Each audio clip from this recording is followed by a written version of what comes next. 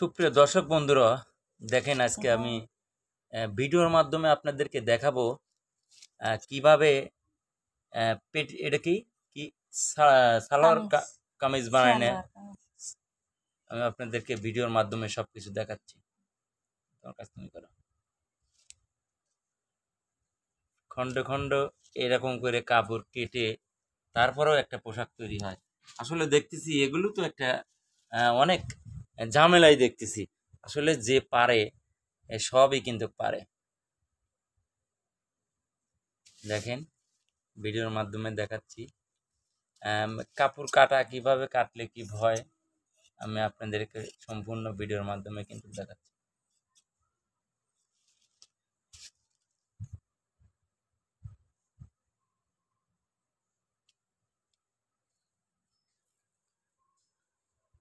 টুকরো টুকরো করে সব টুকরো টুকরো করে হালাইলে দেখেন এও একটা কিন্তু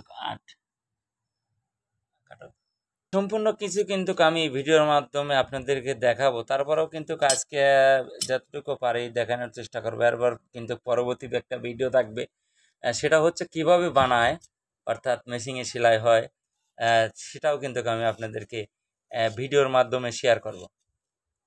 আসলে কোনো কাজই ছোট করে দেখতে নাই, সব কিছুই কাজই কিছু না কিছু করতে হবে। তারপরে কিন্তু একটি